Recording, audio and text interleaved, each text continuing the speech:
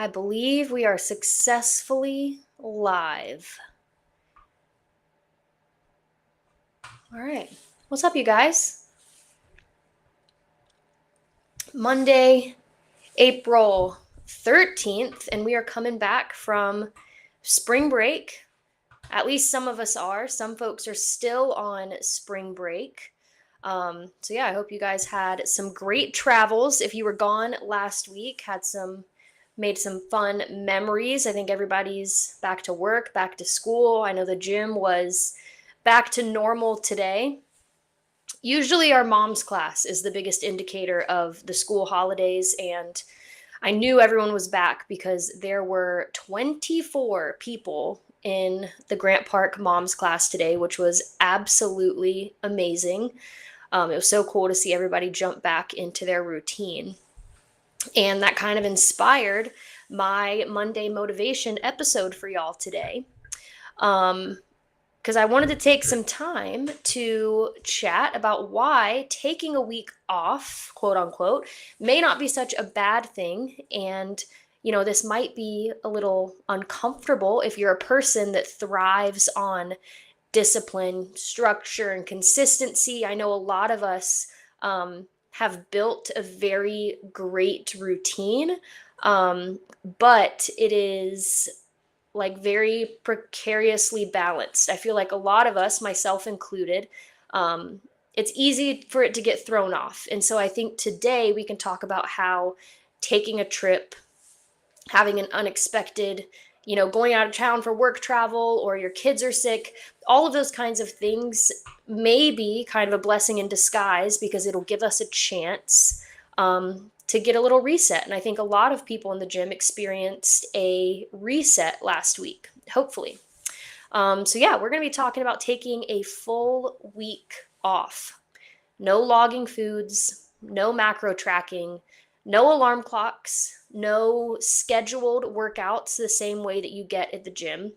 And instead of setting you back, this might actually be one of the most powerful things you can do for your progress if you do it the right way. So if you're currently feeling burnt out, you feel like you're stuck in a plateau, or even if you're a little too obsessed with staying on track and you feel like the moment you get off track, all of your progress just goes away, then this is going to be a great episode for you that you should watch. You should send to someone who maybe needs to hear the same thing.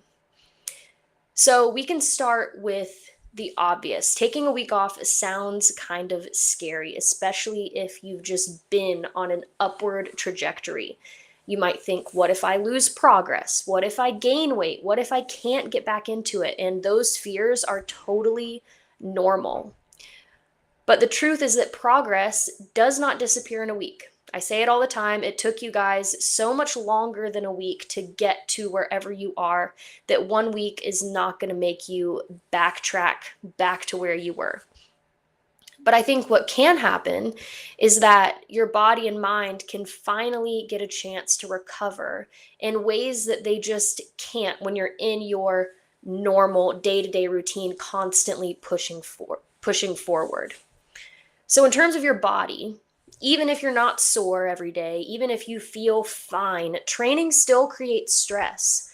Every workout is breaking down muscle tissue, which is how our muscles grow, which is a good thing, but it still is breaking down.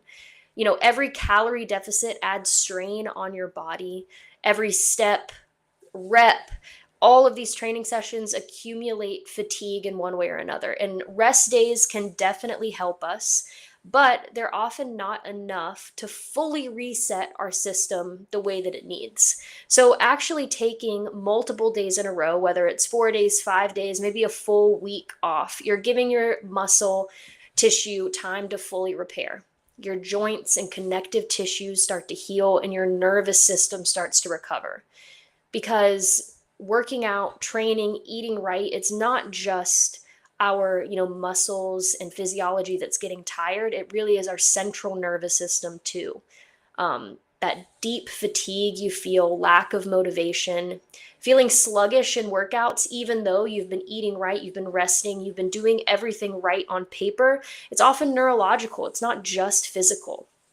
So when you take a full week off, you're not losing fitness, you're just clearing the fatigue out of your body. And then when your fatigue starts to disappear, your performance actually has space to keep improving. On a deeper level, if you've been dieting or training intensely for a while, your hormones start adapting.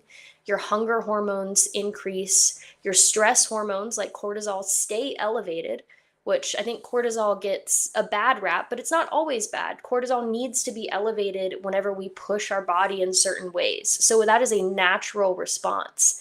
But if we are always pushing hard, then it's just going to stay there. It's not going to fluctuate like it needs to.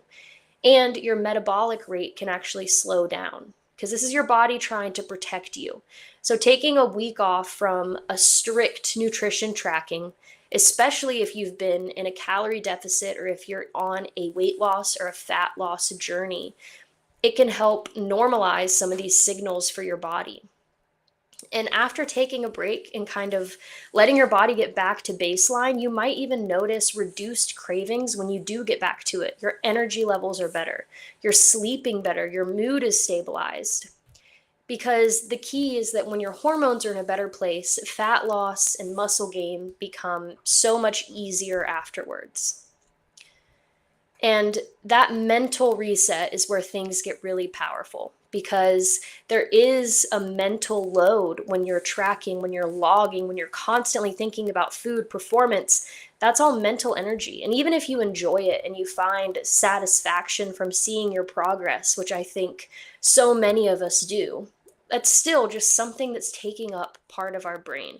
And that can lead to burnout or even food obsession or guilt around eating. And over the long run, if we take a step back and look at, a year or 2 years, that actually might be having a negative effect rather than a positive one for us. Giving yourself a few days or a week to not be thinking about those things allows you to learn to eat without over analyzing every little thing, move your body intuitively, eat intuitively, and remember what a normal, just baseline way of being feels like.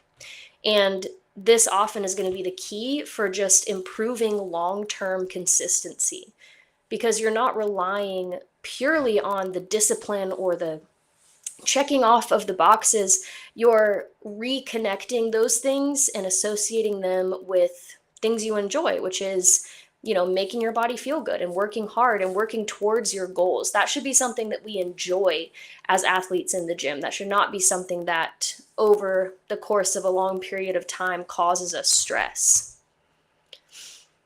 And I think one of the biggest reasons why people struggle to really take a step back and give their bodies that time to reset is because they think they are going to lose muscle, they're going to gain fat all in a week's time. And unless you are just absolutely going nuts and eating in a crazy calorie surplus every single day, you aren't really going to see any changes. You might see a temporary increase on the scale, slight bloating, because you just have more food volume and different foods in your system. But that's not fat gain. That's just normal fluctuation for our body. And if we have the right systems in place, when you get back home and you get back to your routine in the gym, your body's going to normalize within a few days or a week, and you'll be right back where you were before. Many people actually come back feeling stronger, more energized, more motivated because they finally gave themselves space to recover. So if you've been stuck, whether it's with fat loss, with strength gains, or with muscle gain, a week off can actually be the thing that breaks that plateau because we are putting a stop to that accumulated stress. We're putting a stop to the slow building of pressure that we might be putting on ourselves.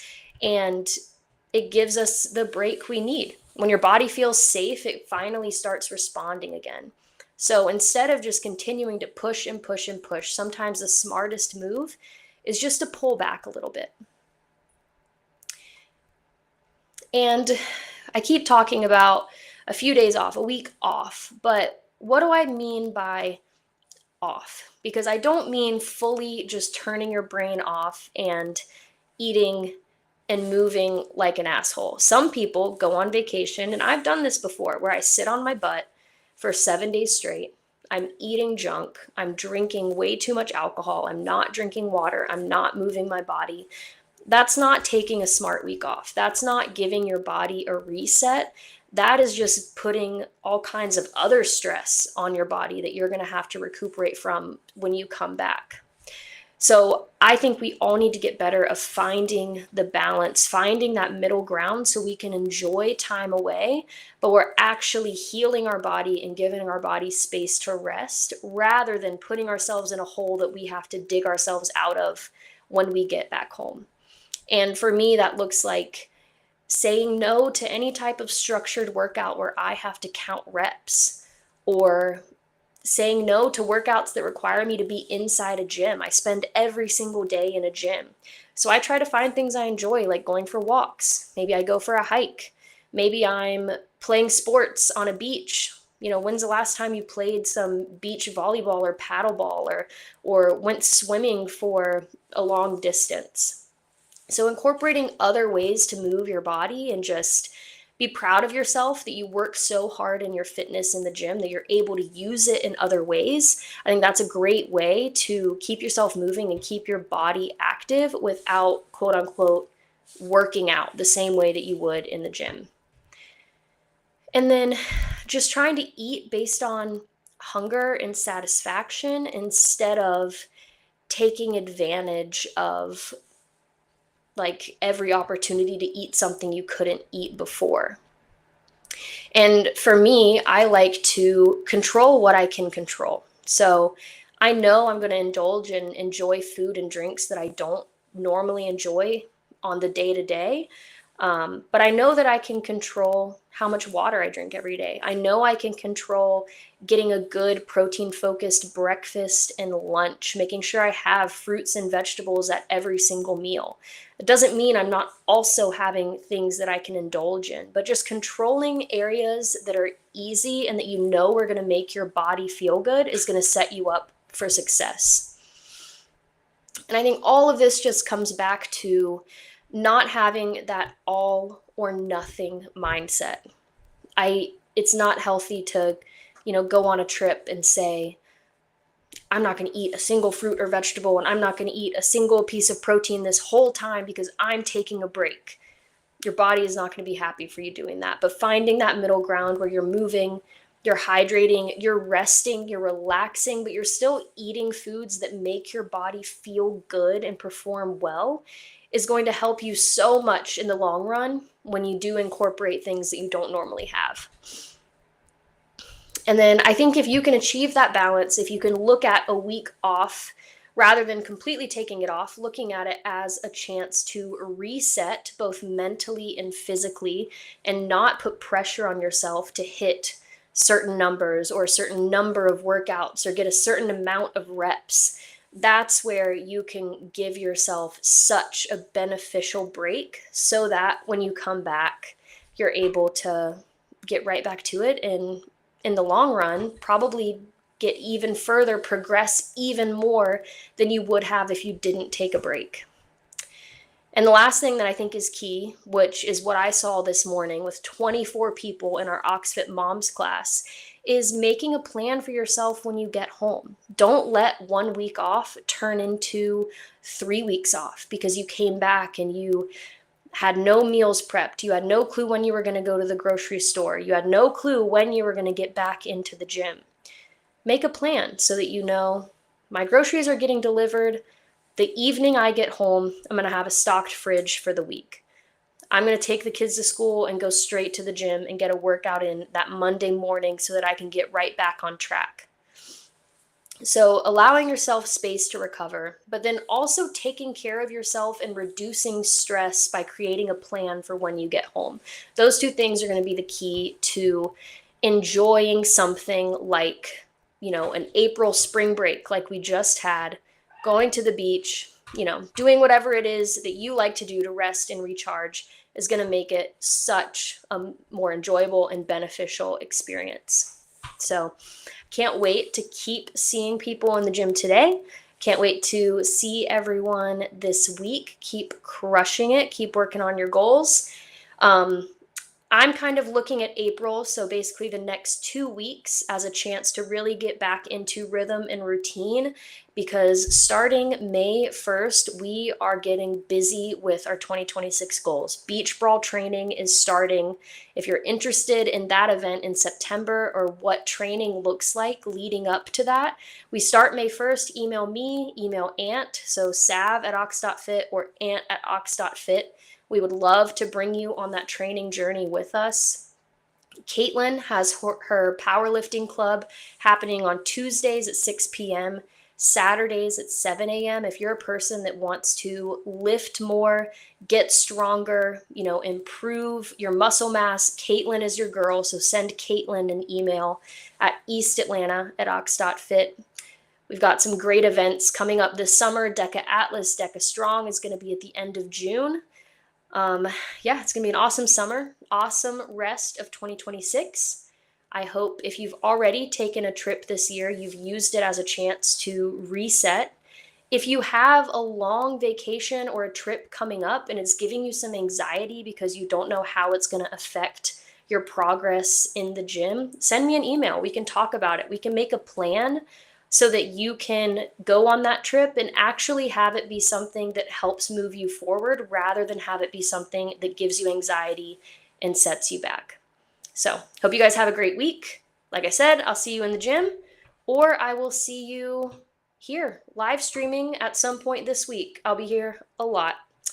So, have a great day, you guys. Crush it.